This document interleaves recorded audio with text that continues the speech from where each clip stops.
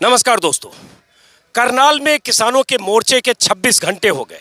Mini सचिवालय के बाहर किसानों के धरने की दूसरी रात और किसान नेताओं के साथ हरियाणा सरकार के अधिकारियों से चौथी बार की बातचीत। अगर मैं सही कह रहा हूं, हर बातचीत विफल हुई। सरकार अपनी जगह, किसान अपनी जगह और ये नई मोर्चेबंदी अपनी जगह। हमारे साथ हैं भारतीय किसान यूनियन चढ़ूनी ग्रुप के मुखिया गुरनाम सिंह चढ़ूनी, हरियाणा के सबसे फायर ब्रांड किसान नेता। अक्सर दिखते हैं गाड़ियों के काफिले के साथ सिंघू बॉर्डर की तरफ जाते हुए। अब जो यहाँ मोर्चेबंदी है उसमें भी चढ़ूनी साहब की अहम भूमिका है। चढ़ूनी साहब ने ही पंचायत की थी 28 अगस्त के बाद, जिसमें ऐलान किया था कि अगर 6 सितंबर तक हरियाणा सरकार ने उस एसडीएम को सस्पेंड नहीं किया, उसके खिलाफ कार्रवाई नहीं की, तो यहां 7 तारीख को घेराबंदी होगी मिनी सचिवालय के बाहर। और आखिरकार घेराबंदी कल 7 को हो गई और आज दूसरी रात। चढ़ूनी साहब, दूसरी रात है और 4 बार की बात है हरियाणा सरकार के अधिकारियों से। क्या हुआ आज बात? हम तो ये जानते हैं कि बातचीत विफल हो गई। सबसे पहले तो हम आपका धन्यवाद करेंगे कि आप देश के ऐसे पत्रकार हो जो निधड़क बोलते हो। उसके लिए आपका धन्यवाद करेंगे कि आप, क्योंकि नहीं तो फिर कोई जिसको मोदी मीडिया गोदी मीडिया पता नहीं लोग क्या क्या बोलते हैं, लेकिन आप जो है जो सही बात है वो लोगों के सामने रखते हैं, उसके लिए आपको धन्यवाद देना चाहेंगे। और दूसरा ये है कि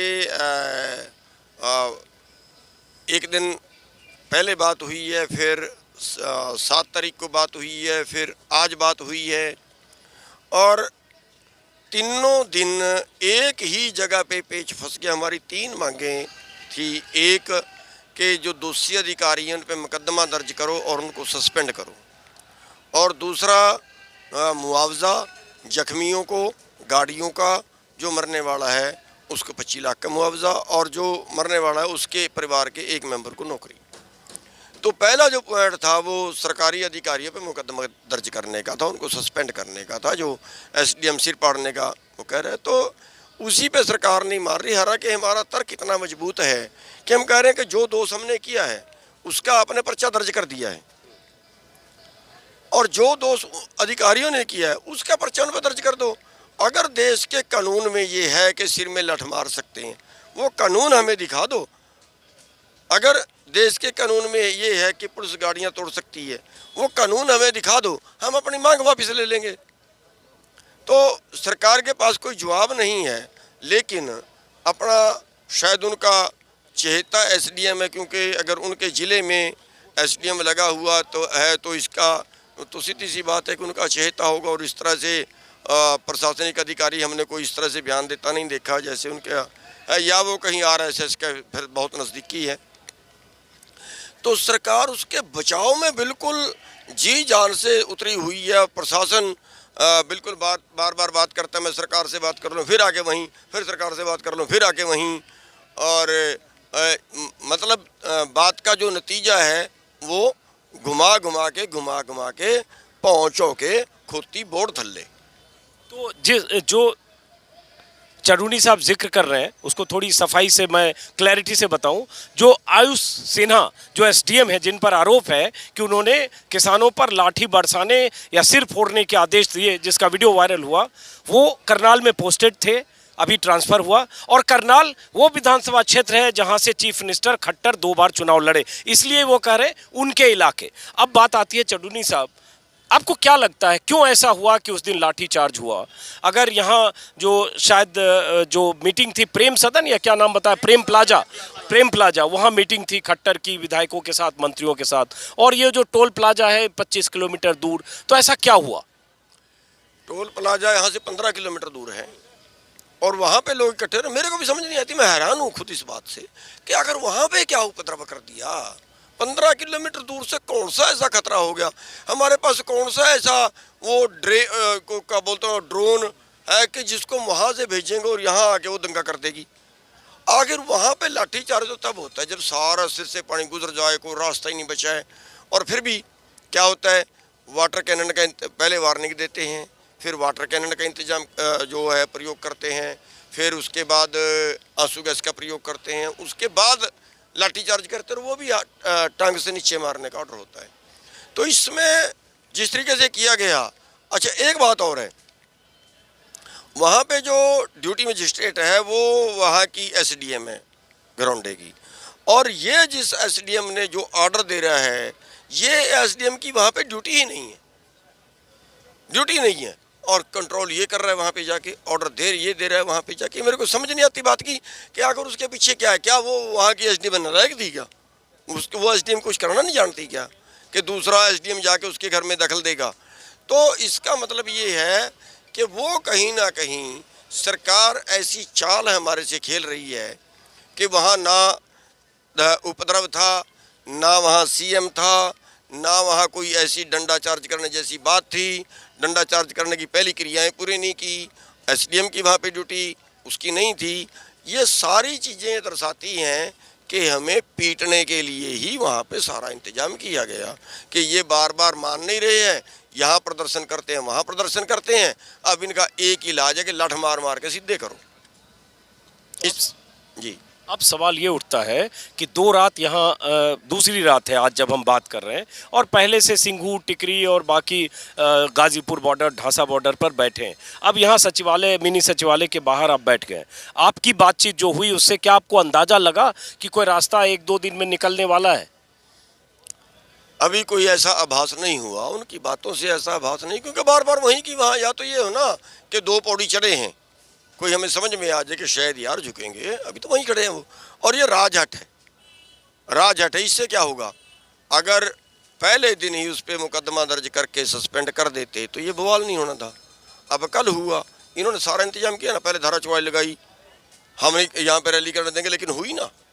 फिर कहा जी हम वहाँ से लेके यहाँ तक 7 नाके लगाए, आए ना लोग, फिर क्या कर लिया इन्होंने, और कर लेते मार देते। हम तो अपने सिर तैयार करके आए हैं कि भैया उस दिन भी आपने फोड़े थे, आज भी आप फोड़ सकते हैं, हम तो हाथ नहीं उठाएंगे, हम तो बिल्कुल पीटने के लिए आपसे हैं, 2 बार पीट लीजिए। आप पीटना चाहे भी बैठे हैं पीट लें, लेकिन अपनी बात जब तक हमारी नहीं मानी जाएगी तब तक हम हिलेंगे नहीं। तो अब बात ये आती है कि कहाँ कहाँ से नहीं हिलेंगे। 5 जगह पहले जहाँ दिल्ली में बैठे हैं उसके 9.5 महीने हो गए, सरकार नहीं हिल रही है, वहाँ आप बैठे हैं। मुजफ्फरनगर से लेकर बाकी जगह हरियाणा, पंजाब में पंचायतें कर रहे हैं, अब आप यहाँ से भी नहीं हिलेंगे। रास्ता क्या है चडूनी साहब? देखिए नतीजा देखिए, हम जहाँ जहाँ बैठे हैं वहीं वहाँ चल रहा है ना, कहीं कमज़ोर तो नहीं पड़ा, कमज़ोर पड़ेगा भी नहीं। अगर हमें पूरे देश में बैठना पड़े पूरे देश में बैठ जाएंगे, हमारी जनसंख्या इतनी है। और अब तो हमारे साथ सहयोग है हमारे मजदूर भाइयों का, सहयोग है हमारे दुकान वाले भाइयों का। एक्चुअली इनकी समझ में अब आ गया कि ये अपने लिए नहीं लड़ रहे हैं, ये तो सबके लिए लड़ रहे हैं, क्योंकि एग्रो बिजनेस, अनाज का, सब्जियों का, खाने के भोजन का बिजनेस कारपोरेट को दे दिया है। वो कम से कम भाव पे खरीदेंगे, ज़्यादा से ज़्यादा भाव पे बेचेंगे। 25 रुपये किसान से सेब खरीदा, 250 रुपये खाने वाले को बेचा, 250 रुपये किलो का सेब खा लेगा। इसी तरह हर चीज़ ये करेंगे कि वो मुनाफाखोर हैं। और ये मतलब पूरे देश की जो आमदन है, अब की साल में 97% लोगों की आमदन घटी, 3% लोगों की आमदन बढ़ी। जब पूरे देश की आमदन घटी, जब पूरे देश की जीडीपी 24% नीचे गई, तो अंबानी की आमदन 73% कैसे बढ़ गई? ये बातें जनता ने समझने शुरू कर दी हैं कि ये बीजेपी पूरे देश को अंबानी अडानी के नाम लगवाएगी। अब इसलिए सारे देश का समर्थन मिल रहा है।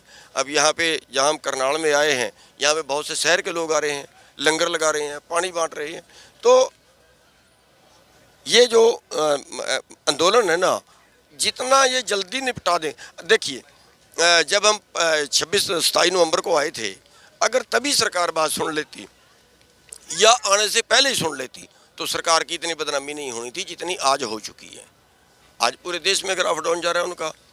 बता रहे हैं कि 63-64% जहाँ उनका ग्राफ था वो कम होकर 24% पे आ गया है, और 24 भी नहीं बचेगा, इनका 4% पे आएगा, ये होगी। तो उसका नुकसान उनको ज़्यादा जा रहा है। हमें तो ठीक है, हम तो यहाँ बैठ गए, हमें तो बैठना ही था, वहाँ नहीं बैठना था, यहाँ बैठ गए। और यहाँ कौन सा हमारी संख्या कम है, अभी तो हम 5% भी नहीं ग्राउंड पे आए। अभी तो हम ज़रूरत पड़ी हमारी औरतें भी आएंगी, हमारे बच्चे भी आएंगे, हमें क्या दिक्कत है? हम तो कल डंगर भी ले आके बांध देंगे, यहाँ पे सचिवालय में बांट देंगे। अच्छा, आखिरी सवाल पूछ रहा हूँ मैं, चूंकि इस पर किसान और कृषि कानून पर हम लोग शायद कई बार 8-10 बार बात कर चुके हैं। यहाँ करनाल में है और यहाँ पीछे स्टेज है जो मैं अपने वीडियो में कई बार आपको दिखा चुका हूँ, और एक तरफ मिनी सचिवालय है और बीच सड़क पर हम लोग हैं। चडोनी साहब, यह हाइपोथेटिकल सवाल लगेगा, लेकिन ये सवाल ज़रूरी है कि जैसे वहाँ 9.5 महीने हो गए 26 नवंबर से आज तक करीब करीब, यहाँ आज दूसरी रात है, और यहाँ अगर ऐसे महीने 2 महीने सरकार नहीं मानेगी जो आपकी मुख्य मांग है, तो क्या ऐसे महीने 2 महीने बैठेंगे? देखिए, हमारे पास बहुत इलाज है, बहुत इलाज है सरकार के। जल्दी मान जाए, वरना 2-3 दिन बाद नया इलाज कर देंगे, ये भी साथ में ही। ये हमारी शराफत है कि हम शांतिपूर्वक कर रहे हैं। सरकार हमारी शराफत का नजायज़ फ़ायदा उठा रही है, दिल्ली में भी नजायज़ फ़ायदा उठा रही है। अगर हमने कहीं ऑर्डर दे दिया ना लोगों को कि चलो प्रधानमंत्री का निवास घेरेंगे, तो लोग सिर पे कफन बांध के जाने के लिए तैयार हैं। हम कह नहीं रहे। यहाँ के आप देखा होगा आपने कल का आक्रोश लोगों के अंदर, हम बहुत रोक रहे थे लोगों को, बहुत रोक रहे थे, और लोग ज़बरदस्ती जो है वो मतलब हमारे से भी बागी होके आ रहे हैं। तब बागी हो रहे हैं कि उनका जो आक्रोश है, अब जिसके बाप को लठ लग गए, क्या उसके बेटे के आक्रोश को रोक पाओगे आप? जिसकी माँ का सिर फूट गया, उसके बेटे के आक्रोश को रोक पाओगे आप? और ये सरकार फैला रही है। तो इसलिए सरकार किसी गलतफहमी में ना रहे। हम इस आंदोलन को शांतिपूर्वक रखना चाह रहे हैं, शांतिपूर्वक ही रहेगा। लेकिन जिस तरह से सरकार बार बार लठ मार रही है और ये कह देना सिर पाड़ दो, ये क्रूरता जो है ये बहुत देर नहीं चलेगी। और एक मेरा और सवाल है सरकार से। एक दिन मैंने बयान दिया कि इस दशहरे पे हम रावण का पुतला नहीं फूकेंगे, हम मोदी का पुतला फूकेंगे। ये बयान दिया, खाली ये बयान दिया। इस बयान के ऊपर मेरे पे 5 मुकदमे दर्ज हो गए। किसी का नुकसान तो नहीं किया ना? लेकिन आप प्रधानमंत्री को रावण तो नहीं कह सकते ना? अरे यार, रावण से भी बुरा हो गया हमारे लिए तो जितने इतने लोग सड़कों पे बिठा दिए। दूसरी बात और उदाहरण दे देता हूँ। लेकिन लोकतंत्र है, लोकतंत्र में चुने हुए नुमाइंदे हैं। मैं और उदाहरण दे देता हूँ। नारायणगढ़ में मेरे ऊपर 302 का मुकदमा दर्ज कर दिया कि इसके लोगों ने जाके नैब सैनी का विरोध किया। वहाँ पे एक आदमी अटैक होके मर गया, ट्रैक्टर से पे बैठे बैठे का अटैक होके मर गया। 302 का मुकदमा हमारे ऊपर दर्ज किया। मेरा क्या कसूर था जी? मैंने वीडियो डाली कि भी ठीक है, ये प्रदर्शन करना है, इस तरह का प्रदर्शन करना है, रास्ता रोकना है, तो मैं कसूरवार मानना। मेरे ऊपर मुकदमे दर्ज किए, 100 मुकदमे दर्ज हो चुके होंगे। नहीं तो आप इतने उत्तेजक बातें इतनी करते हैं कि 100 नहीं 300-400 भी हो सकता है 3-4 साल में।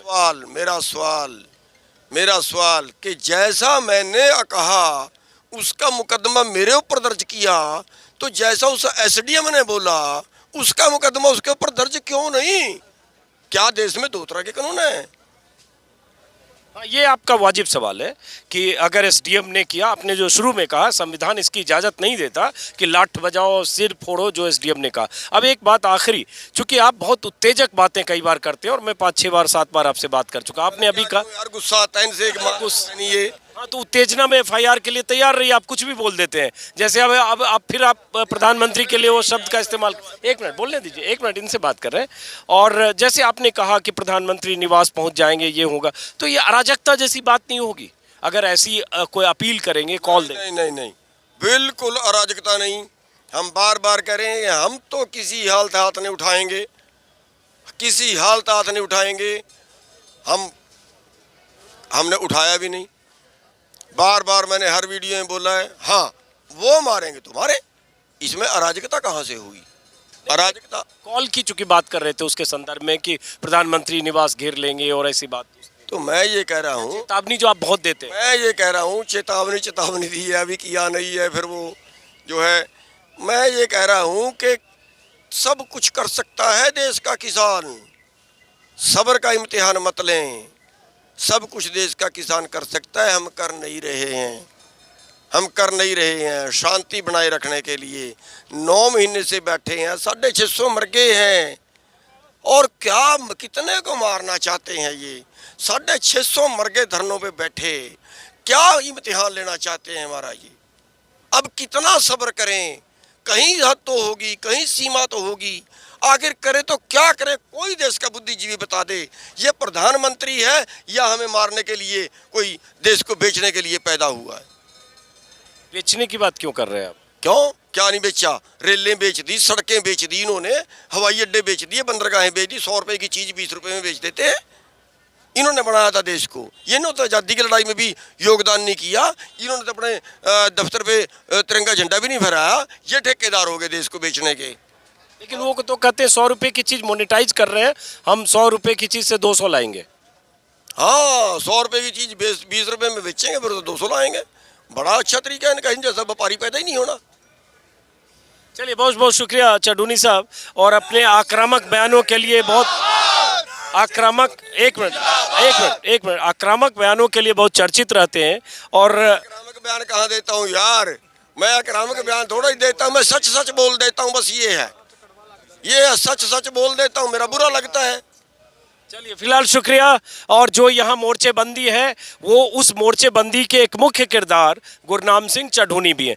फिलहाल बहुत बहुत शुक्रिया चढ़ूनी साहब। फिर मुलाकात होगी किसी और वीडियो में। जब तक किसानों का यहाँ धरना चलेगा, तब तक मैं करनाल आता जाता रहूँगा। फिलहाल नमस्कार, शुभ रात्रि।